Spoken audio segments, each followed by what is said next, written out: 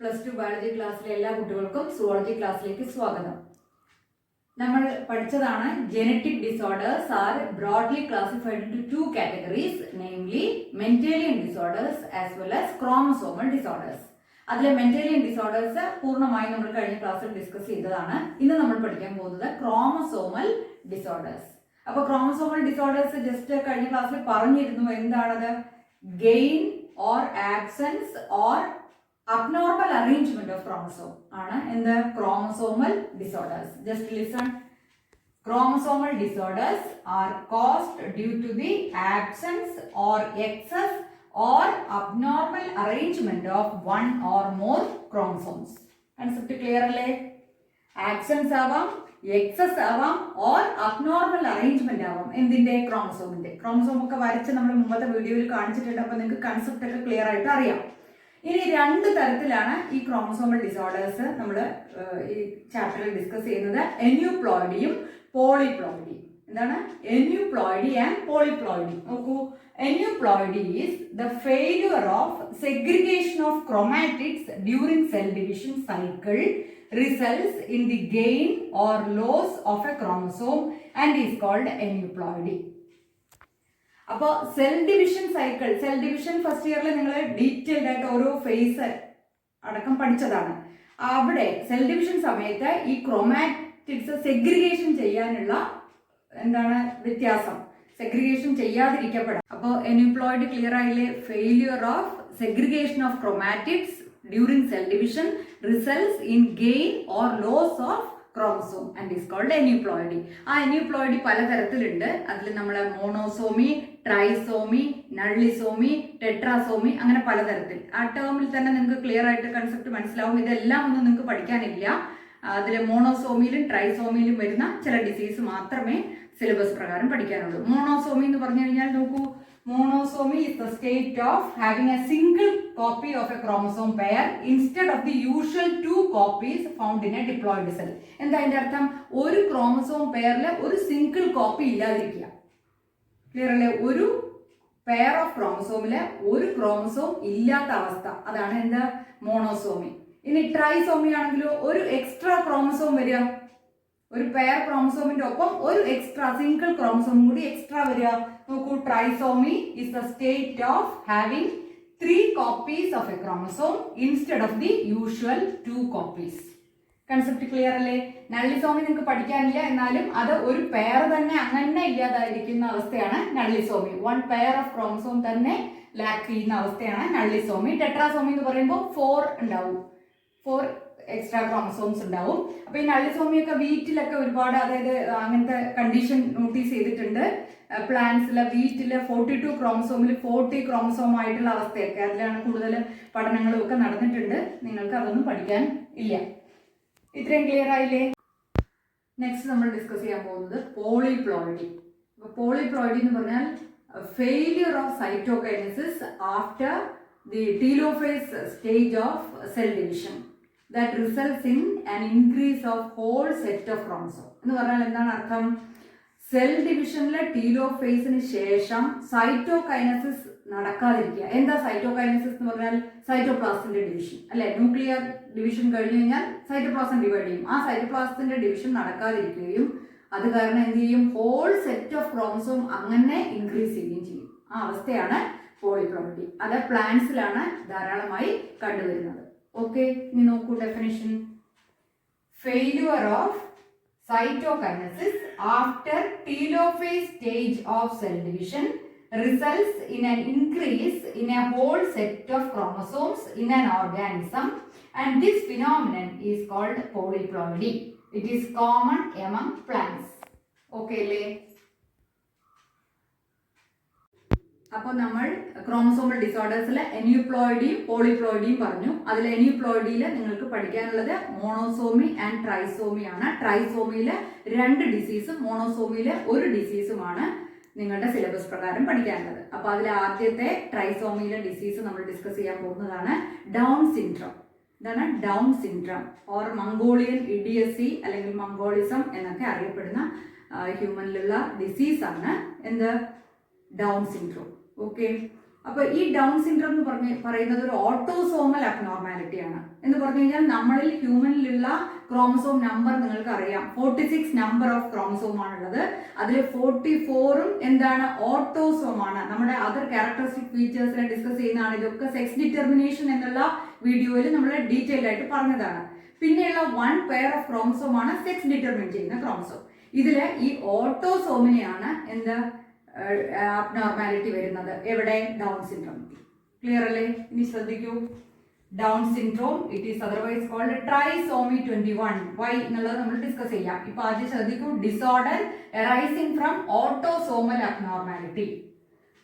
It was first described by Langdon Down എന്നുള്ള scientist 1866ലാണ് ഈ ഡിസീസ് ഡിസ്കവർ ചെയ്തത്. It is caused due to the presence of an additional copy of the chromosome number 21. അതുകൊണ്ടാണ് trisomy 21 എന്ന് പറയുന്നത്. Clear ആയോ?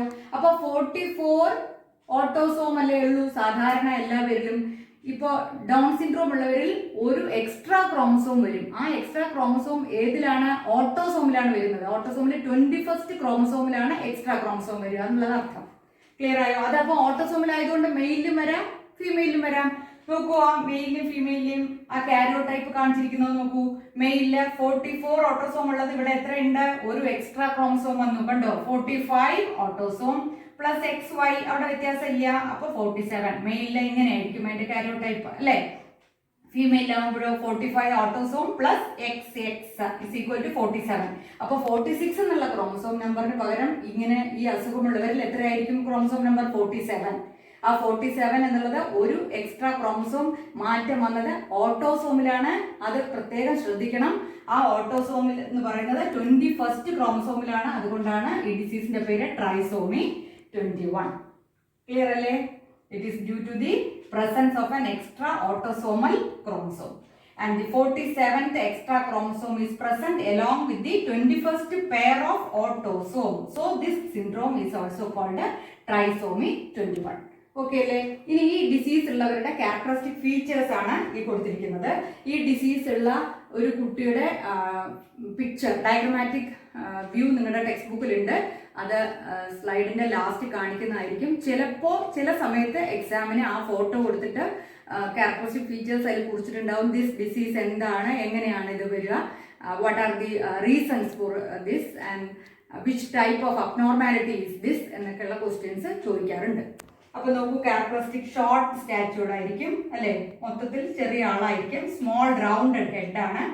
ഫറോഡ് ടങ്ങിൽ ഇങ്ങനെ ഫറോ ഉണ്ടാവും. പിന്നെ പാർഷ്യലി ഓപ്പൺ മൗത്ത് ആണ്. Okay, palm is broad with characteristic palm crease. Palm നിങ്ങൾക്ക് അറിയാലോ അല്ലെ, ആ പാമില് ക്യാരക്ടറിസ്റ്റിക് ആയിട്ടുള്ള ക്രീസ് ഉണ്ടാവും. പിന്നെ physical, psychomotor and mental development is retarded. Mental retardation ഒക്കെ ഉണ്ടാവും. അത്തരത്തിലുള്ള ഒരു അസുഖമാണ് എന്ത്, ഡൗൺ സിൻഡ്രോം. ഓക്കെ അല്ലേ? അപ്പോൾ ഇത് എക്സാമിന് ഈ ഭാഗത്തുനിന്ന് ഷുവറായിട്ട് ക്വസ്റ്റ്യൻ ഉണ്ടാവും. വളരെ ഇമ്പോർട്ടൻ്റ് ആണ്, നന്നായി പഠിക്കുക. ഇനി അടുത്ത ഡിസീസ് നമുക്ക് ഡിസ്കസ് ചെയ്യാം. നെക്സ്റ്റ് നമുക്ക് പഠിക്കാനുള്ള ട്രൈസോമിക്ക് ഒരു എക്സാമ്പിൾ ആണ് ക്ലിൻഫിൽട്ടർ സിൻഡ്രോം. എന്താണ് ക്ലിൻഫിൽട്ടർ സിൻഡ്രോം? ഇത് മെയിൽസിലാണ് കാണപ്പെടുന്നത്. ഇവിടെയും ഒരു എക്സ്ട്രാ ക്രോമസോം ആണ് ഉണ്ടാവുക. പക്ഷെ ഇവിടെ ഓട്ടോസോമിലല്ല, പകരം സെക്സ് ക്രോമസോമിലാണ് ആ അഡീഷണൽ ക്രോമസോം വരിക. ക്ലിയർ അല്ലേ? ഇനി ശ്രദ്ധിക്കൂ, Klinefelter's syndrome. It is a sexual abnormality in males. മെയിൽസിലാണത് കാണപ്പെടുക. It is caused due to the presence of an additional copy of X chromosome resulting in to a karyotype of 47. അപ്പൊ ഇവിടെയും chromosome number എത്രയാണ്? 47 ആണ്. പക്ഷെ ആ extra chromosome എന്ന് വന്നിരിക്കുന്നത് സെക്സ് ക്രോമസോമിലാണ്. ഏതിലല്ല? ഓട്ടോസോമിലല്ല. കാരിയോടൈപ്പ് ശ്രദ്ധിക്കൂ, 44A സാധാരണ പോലെ തന്നെ 44 ഓട്ടോസോം അല്ലേ. പക്ഷെ മെയിലിൽ നോക്കൂ, XY എന്നുള്ളതിന് പകരം ഒരു എക്സ്ട്രാ എക്സ് ക്രോമസോമും കൂടി വന്നു. കണ്ടോ, എക്സ്ട്രാ ക്രോമസോം വന്നിരിക്കുന്നത് സെക്സ് ക്രോമസോം ആണ്. എക്സ് ക്രോമസോം എക്സ്ട്രാ വന്നു. അപ്പൊ എത്ര വന്നു? 47 വന്നു. ഇനി അവരുടെ ക്യാരക്ടറിസ്റ്റിക് ഫീച്ചേഴ്സ് നോക്കൂ. ഓവറോൾ മാസ്കുലൈൻ ഡെവലപ്മെന്റ് ആണ്. ഓവറോൾ മസ്കുലൈൻ ഡെവലപ്മെന്റ് ആണ്. അപ്പൊ മെയിൽ തന്നെ ആയിരിക്കും. ബട്ട് സെക്കൻഡ് പോയിന്റ് നോക്കൂ, ഡെവലപ്മെന്റ് ഓഫ് ബ്രസ്റ്റ്. അപ്പൊ മെയിലില് ഫീമെയിൽ ആയിട്ട് ക്യാരക്ടറിസ്റ്റിക് ഫീച്ചർ ഉണ്ടാവും, ബ്രസ്റ്റ് ഡെവലപ്മെന്റ് ഉണ്ടാവും. ആ അവസ്ഥയ്ക്ക് പറയുന്ന പേരാണ് ഗൈനക്കോമാസ്റ്റിയ. ഗൈനക്കോമാസ്റ്റിയ എന്നുള്ള ടേം നിങ്ങൾ ഫസ്റ്റ് ഇയറിൽ പഠിച്ചിട്ടുണ്ട് എൻഡോക്രൈൻ സിസ്റ്റത്തിൽ, അത് അറിഞ്ഞിരിക്കണം. Gynaecomastia, they are males having female-like characteristic feature, namely development of breast. That condition is called gynecomastia. The third point is sterile males ആയിരിക്കും, mentally defective ആയിരിക്കും. ഇതുപോലെ ക്യാരക്ടറിസ്റ്റിക് ഫീച്ചേഴ്സ് തന്നിട്ട് ഡിസീസ് എഴുതാൻ പറയാം, അല്ലെങ്കിൽ ഡിസീസിന്റെ ഡീറ്റെയിൽ ചോദിക്കും. അപ്പൊ ഇത് രണ്ടും കൂടി നിങ്ങൾ മാറിപ്പോരുത്. അപ്പൊ നമ്മൾ ട്രൈസോമിയിൽ ഇപ്പൊ പഠിച്ചത് ഡൗൺ സിൻഡ്രോം, അതുപോലെ തന്നെ ക്ലീൻഫെൽറ്റേഴ്സ് സിൻഡ്രോം ആണ്. നമുക്ക് പഠിക്കേണ്ട ഒരു മോണോസോമിയിൽ വരുന്ന ഒരു ഡിസീസാണ് ടേണർ സിൻഡ്രോം. ഈ ഡിസീസ് ഫീമെയിൽസിലാണ് കാണപ്പെടുക. അപ്പോൾ നോർമൽ ആയിട്ടുള്ള 46 ക്രോമസോമില് ഒരു എക്സ് ക്രോമസോം ആബ്സെന്റ് ആവുന്ന അവസ്ഥയാണ്. അപ്പോൾ 46-ൽ 1 ഇല്ലെങ്കിൽ എത്രയായി? 45 ക്രോമസോമേ ഉണ്ടാവുള്ളൂ ഇതിൽ. ഓക്കെ, ശ്രദ്ധിക്കൂ. It is a sexual abnormality in females. It is caused due to the absence of one of the X chromosome caused by monosomy, and karyotype of such patients show 45 chromosomes. നോക്കൂ, 44 autosome അല്ലെ, ഓട്ടോസോമിൽ വ്യത്യാസമില്ല, plus X0 ഒരു X chromosome ഇല്ല, is equal to 45 ആയിരിക്കും എന്ത് karyotype. ഇനി characteristic features നോക്കൂ, sterile female ആണ്, ഓവറി ഒന്നും നേരെ ഡെവലപ്പ് ചെയ്തിട്ടുണ്ടാവില്ല, റൂഡിമെന്ററി ഓവറീസ് ആണ്, lack of secondary sexual characteristic features absent ആയിരിക്കും, സബ് നോർമൽ ഇന്റലിജൻസ്. ഇതൊക്കെയാണ് ടേണർ സിൻഡ്രോത്തിന്റെ ക്യാരക്ടറിസ്റ്റിക് ആയിട്ടുള്ള ഫീച്ചേഴ്സ്. ഓക്കെ, അപ്പൊ നമ്മൾ പഠിച്ചത് വളരെ ഇമ്പോർട്ടൻ്റ് ആയിട്ടുള്ള സിലബസ് ഓറിയന്റഡ് ആയിട്ടുള്ള പോർഷനിൽ എക്സാമിന് വളരെ ഇമ്പോർട്ടൻ്റ് ആണത്. ഇതൊക്കെ Down syndrome, Klinefelter syndrome and Turner syndrome. അതിൽ കാരിയോടൈപ്പ് ഒക്കെ എഴുതി പഠിക്കുക. നന്നായി മനസ്സിലായി എന്ന് വിചാരിക്കുന്നു. ഓക്കെ, ഇതാണ് നിങ്ങളുടെ ടെക്സ്റ്റ് ബുക്കിൽ കൊടുത്തിരിക്കുന്ന ഡൗൺ സിൻഡ്രോം ബാധിച്ച കുട്ടിയുടെ ഡയഗ്രമാറ്റിക് വ്യൂ. ഇതും ഡൗൺ സിൻഡ്രോം ബാധിച്ച ഒരു കുട്ടിയുടെ ഡയഗ്രാം പിക്ചർ തന്നെയാണ്.